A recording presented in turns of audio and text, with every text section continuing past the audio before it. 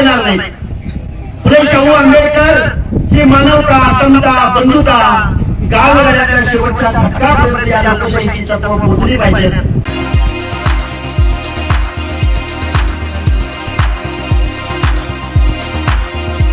प्रश्न निर्माण होतो की मंडल आयोग म्हणजे काय?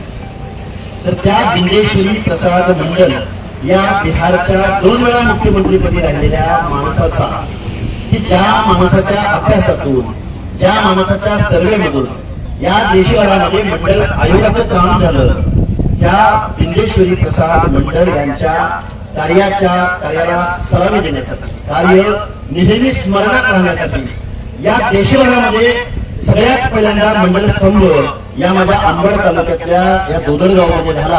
आणि त्याचं श्रेय मी अर्थात माजी आमदार नारायणरावजी मुंडे यांना देईन की तुम्ही हा मंडल स्तंभ निर्माण केला।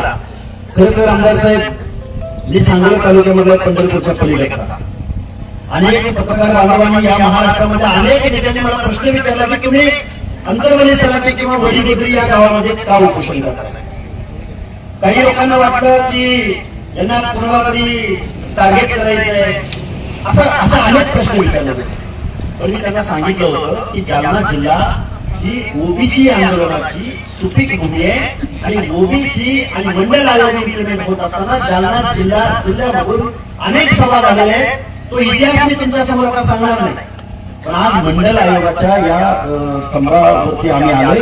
आमच्या या आंदोलनाची दिशा आम्ही इथून सुरू करत आहोत। पण महाराष्ट्रामध्ये सगळ्या लोकांना माझी विनंती आहे, माझे मित्र वाघमारे साहेबांनी आमचं उपोषण संपल्यानंतर आम्ही राष्ट्रमाता मा जिजाऊच्या सिंदखेड राजामध्ये गेलो, पोहरादेवीला गेलो, भगवान गडावर गेलो, गोपीनाथ गडावर गेलो, सावित्रीबाईंच्या जन्मगावी नायगावला गेलो, त्यानंतर सुभेदार मल्हारराव खोतरांच्या जन्मगावी गेलो, त्यानंतर नरवीर राजा उमाजी नाईकांच्या भिवडी या गावी गेलो, त्यानंतर राजर्षी शंभूराजा कोल्हापूरला जाऊन अभिवादन केलं, त्याचबरोबर शिवा काशीरांच्या पुण्यतिथीच्या दिवशी आम्ही पन्हाळगडाला गेलो। आमचा उद्देश एकच होता की या महाराष्ट्रामधल्या माझा जो 50-60% दरम्यान ओबीसी बांधव आहे, ज्या वाक्यविमुक्त जाती जमाती आहेत, ज्यांचं हे न्याय हक्काचं ज्या मंडळ आयोगाच्या माध्यमामधून त्यांना सामाजिक न्याय देण्याचं, म्हणजे रिझर्वेशनच्या माध्यमातून त्यांना न्याय देण्याचं काम झालं, त्या मंडळ आयोगाला आपण प्रथमतः विनम्र अभिवादन केलं पाहिजे, इथे ज्योत पेटवली पाहिजे आणि या महाराष्ट्रामधल्या ओबीसीच्या मनामध्ये विश्वास आणि स्वाभिमान निर्माण केला पाहिजे। आपल्या हक्क आणि अधिकार इथे टिकवायला कोणीही येणार नाही। फुले शाहू आंबेडकर ही मानवता, समता, बंधुता गावगाड्यातल्या शेवटच्या घटकापर्यंत या लोकशाहीची तत्व पोहोचली पाहिजेत।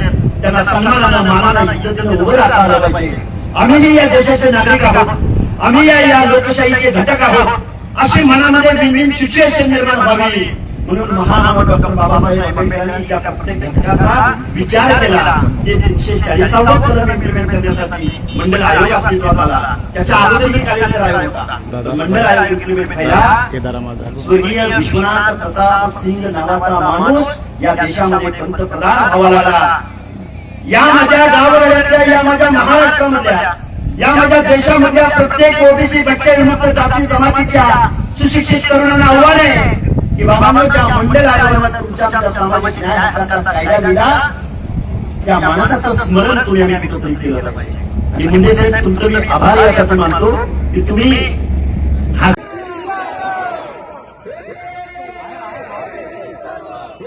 मोबाईल